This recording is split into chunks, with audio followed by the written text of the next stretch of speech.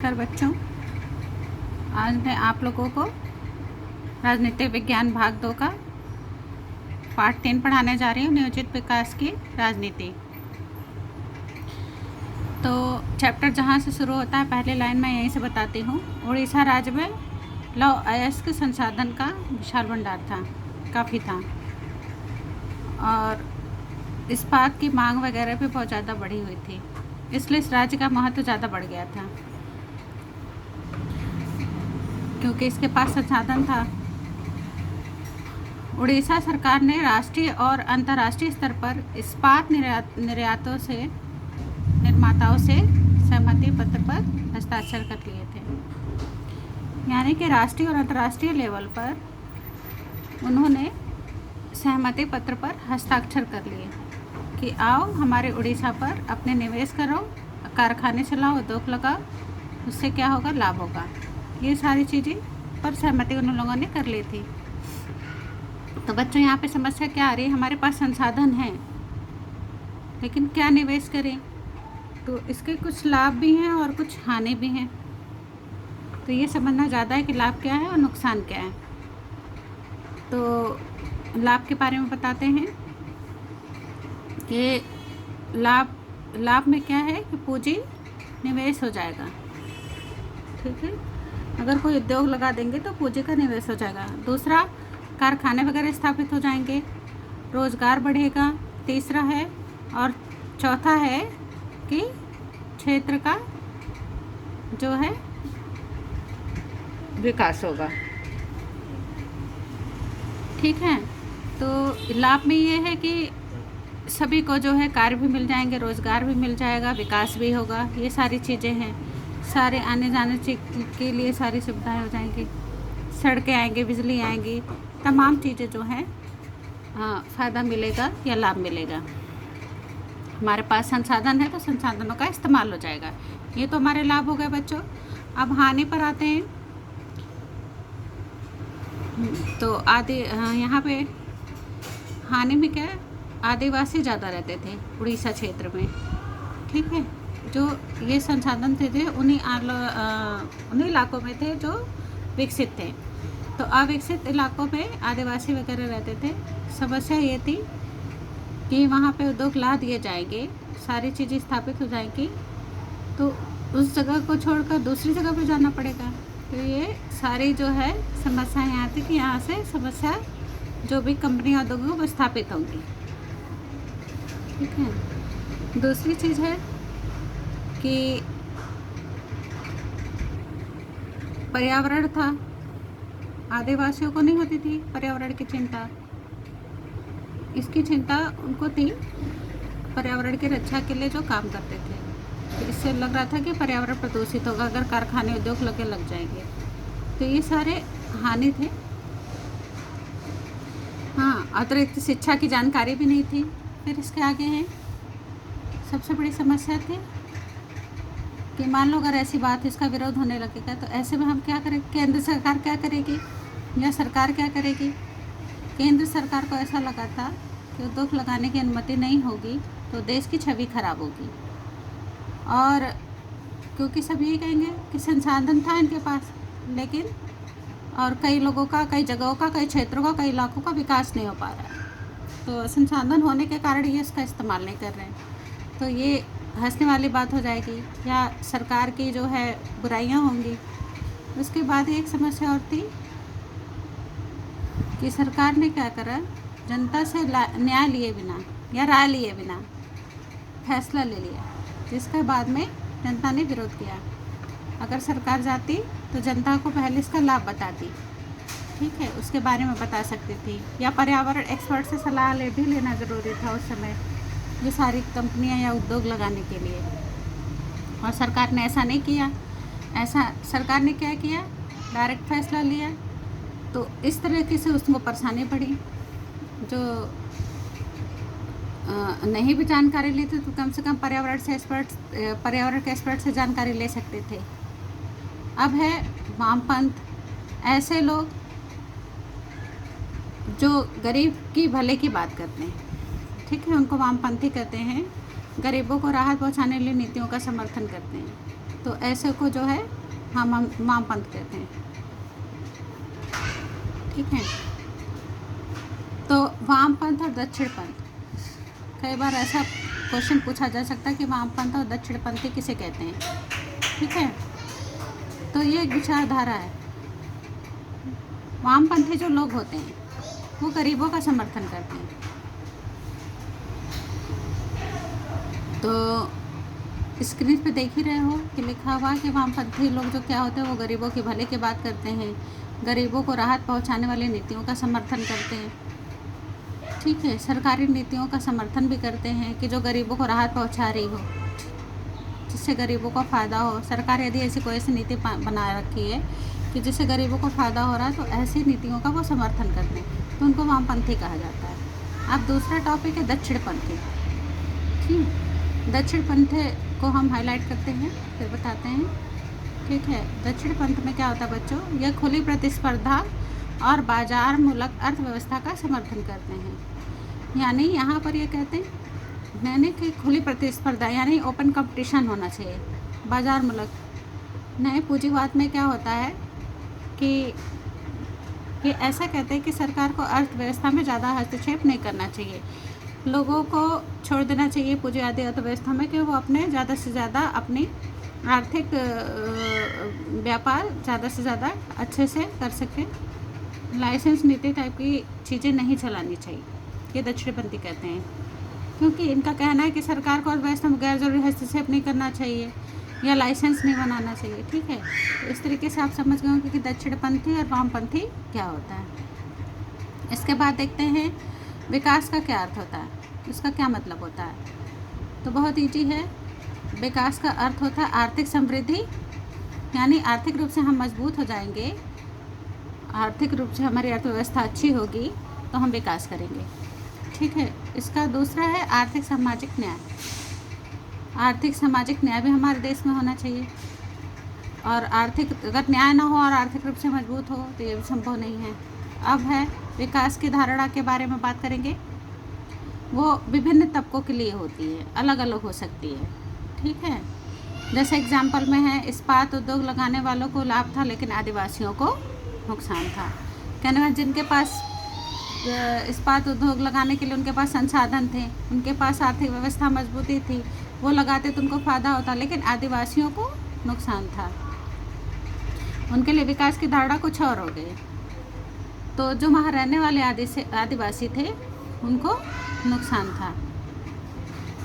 उद्योग लगने से क्या होता, किसी एक तबके को तो लाभ हो रहा है लेकिन किसी एक तबके को क्या हो रहा है, नुकसान हो रहा है, हानि हो रही है। ठीक है, तो बच्चों को समझ में आ ही रहा होगा। फिर है विकास के दो मॉडल थे, एक पूंजीवादी मॉडल और दूसरा समाजवादी मॉडल। तो पूंजीवादी मॉडल समझ ही रहे होंगे और आप समाजवादी मॉडल। ठीक है, भारत ने क्या किया था कि दोनों ही मॉडल को अपनाए थे। तो पूंजीवाद तो समझते ही हो कि जो पूंजीवाद को यानी अर्थ को, पैसे को ज़्यादा समर्थन करते थे, और समाजवादी का मतलब होता है लोगों को लेके चलने की। ठीक है, तो बहुत सारी समस्याएं हमेशा अक्सर से होती थी सरकार के साथ कि साम्यवादी व्यवस्था ज़्यादा अच्छी है या पूंजीवादी व्यवस्था। तो भारत ने क्या किया था कि दोनों मॉडल को अपनाया था। तो भारत ने दोनों मॉडलों में से कुछ बातों को अपनाकर एक नया मॉडल बनाया जिसे मिश्रित अर्थव्यवस्था कहा जाता है। ठीक है, तो इन दोनों को मिलाकर इन लोगों ने अपनी एक नई अर्थव्यवस्था बनाई थी, मिश्रित अर्थव्यवस्था। ठीक है, मिश्रित अर्थव्यवस्था का मतलब कि दोनों का मिला जुला रूप। तो कुछ लोगों ने पूछा पूंजीवाद अपनाया, नहीं। कुछ लोगों ने पूछा क्या साम्यवादी व्यवस्था अपनाई, नहीं। समाजवादी व्यवस्था अपनाई, नहीं। तो अब क्या हो गया, ये दोनों का मिला जुला मॉडल है। अब इसी बुक से एक चैप्टर से एक चीज़, एक टॉपिक है बॉम्बे प्लान। हाँ, तो ये 2 नंबर के आते हैं, ये 2 नंबर के क्वेश्चन हैं। ये बहुत अच्छे से आपको याद रखना है, अक्सर पूछा जाता है एग्ज़ाम में। ठीक है, 1944 में उद्योगपतियों का एक तबका था, तब एक ग्रुप था ना, एकजुट हुआ, जहाँ पे एकजुट हुए, इकट्ठे हुए, इस समूह ने देश में नियोजित अर्थव्यवस्था चलाने की बात कही। नियोजित का मतलब होता है कि जो अर्थव्यवस्था यानी जो हमारी प्लानिंग के साथ, योजना के साथ जो चलाई जाती है उसको हम नियोजित अर्थव्यवस्था कहते हैं। इसी चीज़ को हम बॉम्बे प्लान भी कहते हैं। ठीक है, तो 1944 में उद्योगपतियों का एक जो ग्रुप था, उन्होंने इस एक नियोजित अर्थव्यवस्था चलाई जिसका नाम बॉम्बे प्लान रखा गया। इसका उद्देश्य था कि सरकार उद्योगों तथा अन्य आर्थिक निवेश के क्षेत्र में बड़े कदम उठाए थे। तो ये सारी चीज़ें थी कि आर्थिक निवेश के लिए मतलब कुछ बड़े कदम उठाए थे। ठीक है, ज़्यादा से ज़्यादा कहने का मतलब था कि ज़्यादा से ज़्यादा बड़े कदम उठाने चाहिए, जिससे तभी विकास हो सकता है, तेज़ी से हो सकता है। उद्योग और आर्थिक निवेश जो है अगर हम ज़्यादा करेंगे, ज़्यादा से ज़्यादा करेंगे तो हमको प्रॉफिट ज़्यादा होगी। ठीक, अब आगे चलते हैं। अब यहाँ पे हम देख रहे हैं भारत ने सोवियत संघ की तरह पंचवर्षीय योजना का विकल्प भी चुना। ठीक है, ये पंचवर्ष योजना जो है हम सोवियत संघ से लिए हैं। ठीक है, ये पंचवर्षीय योजना सोवियत संघ में चलती थी। अब पंचवर्षीय योजना को हम लोगों ने सोवियत संघ से अपना लिया। अब पंचवर्षीय योजना होता क्या है, इससे भी ज़्यादा आसान है। ठीक है, आपको थोड़ा सा याद रखने की ज़रूरत है। 5 वर्ष की एक योजना होती है, 5 साल के लिए। ठीक है, सरकार एक दस्तावेज बनाती है जिसमें अगले 5 साल के लिए आमदनी तथा खर्च की योजना होती है, यानी बजट बनाती है। ठीक है, कि कितनी सरकार की आमदनी होती है और सरकार को कितना खर्च करना है। ठीक है, और इस योजना में केंद्र सरकार के बजट को 2 हिस्सों में बांटा जाता है। तो इसे पंचवर्षीय योजना के नाम से जाना जाता है। ठीक है, और ये जो 2 योजना थी, 2 हिस्सों में जो बांटा था, उसका नाम था गैर योजना व्यय और योजना व्यय। यानी केंद्र और सरकार के जो बजट जो थे उसको 2 हिस्सों में बांट गया था। ठीक है, जो गैर योजना के नाम से गैर योजना व्यय होगा और एक योजना व्यय होगा। गैर योजना जो बिना प्लानिंग के, ठीक है, और योजना जो होता है योजना व्यय जो प्लानिंग के तहत खर्च की जाती है। ठीक है, गैर योजना में जो है सालाना आधार पर दैनादिक मतलब मदों का खर्च होता है। ठीक, और तय की प्राथमिकता ध्यान रख के अगले 5 यानी इसमें जो दी गई थी प्राथमिकता वो दी गई थी कृषि क्षेत्र को। कृषि क्षेत्र को विकास के लिए जो खर्चा किया जाएगा ये योजना इसमें रखी गई। तो उसमें क्या खर्च करने हैं, उसकी क्या सिंचाई के लिए क्या उपलब्ध, उत्तम बीज, उत्तम क्वालिटी, टेक्नोलॉजी, ये सारी चीज़ें, इन सारी चीज़ों को इस योजनाओं में ध्यान रखकर लिखा गया था। और यानी सालाना नहीं, यानी वर्ष के आधार पर कई कुछ चीज़ें सोचते हैं। तो ऐसा कुछ कभी कभी होता है कि ये काम करना है, पैसा एक्स्ट्रा खर्च हो जाते हैं। ठीक है, जिस चीज़ के बारे में ना सोचा हो, जिसकी प्लानिंग ना की हो और अचानक से खर्च हो जाए, तो इसी को कहा जाता है सालाना आधार पर दैनिक मदों का व्यय। अब इसके बाद हम आते हैं, अब यहाँ पे हम आते हैं योजनाओं के बारे में। ठीक है, 1 नंबर पर आता है प्रथम पंचवर्षीय योजना। ठीक है, हमें आपको सन याद रखना है, वर्ष है 1951 से 1956, यानी 1951 से 1956 तक। कौन थे इसमें प्रमुख? मेन थे अर्थशास्त्री KN राज। इनका नाम भी आप याद रखिएगा। ठीक है, कि इनका नाम क्या था, KN राज।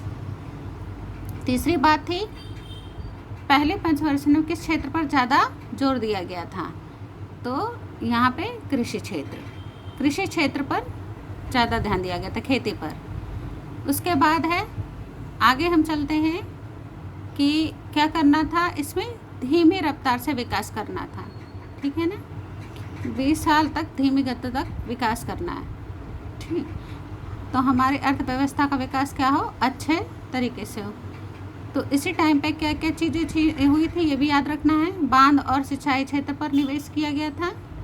ठीक है, भाखड़ा नांगल जैसी विशाल परियोजना लाई गई थी। भाखड़ा नांगल जो परियोजना थी, जो परियोजना इसी टाइम पर लागू की गई थी, ये बहुत बड़ी योजना थी, ये बहुत बड़ी परियोजना थी। ठीक है, जो ये परियोजना है कहाँ पर, किस राज्य पर? ठीक है, तो भूमि सुधार पर जोर दिया गया। इसमें ये कहा गया था कि भूमि सुधार करनी चाहिए, भूमि को ज़्यादा से ज़्यादा उपजाऊ बनाना चाहिए, ठीक है। जिसके पास बहुत ज़्यादा ज़मीन है, किसी के पास जो है बहुत ज़्यादा ज़मीन है, किसी के पास कम ज़मीन है, नहीं है, बिल्कुल नहीं है, तो कुछ न कुछ भूमि सुधार की व्यवस्था भी लागू करनी चाहिए थी। उसमें क्या करना चाहिए, उसमें भूमि सुधार करना चाहिए। तो ये पहली पंचवर्षीय योजना गई, ठीक है। पहली पंचवर्षीय योजना अगर आप समझ गए होंगे तो दूसरी पंचवर्षीय में बहुत ईजी है, ठीक है। तो 1956 में हुई थी। अब दूसरी क्या हो जाएगी 1956 से 1961, ठीक है। तो यहाँ पे जो अर्थशास्त्री है वो है पीसी महालोनविस, ठीक है। नाम याद रखना है, पीसी महालोनविस, उद्योग क्षेत्र से, ठीक। इस पे क्या करना था, पहले में क्या था, धीमी रफ्तार से अपनी योजना को करना है या विकास को तेज़ करना है, और इसमें क्या है, उद्योग क्षेत्र को ज़्यादा महत्व देना है, तेज़ गति से विकास करना है। तो भारी उद्योगों पर ज़्यादा जोर दिया गया था, जैसे बिजली है, रेलवे है, इस्पात है, ठीक है। इससे रिलेटेड जो कारखाने वगैरह हो गए। उसके बाद है, उस समय तो भाखड़ा नांगल जैसी बड़ी योजना चलाई गई थी। फिर उसके बाद क्या हो गया था कि ये सारे कारखाने होंगे तो और तेज़ी से विकास होगा, औद्योगिकरण को बढ़ावा दिया गया, ठीक है, ज़्यादातर। फिर भारतीय अर्थव्यवस्था के विकास को आयाम बनाया गया, ठीक है। तो बच्चों ये समझ गया होगा आपको पहला पार्ट का, थोड़ा सा ये पहला वीडियो है।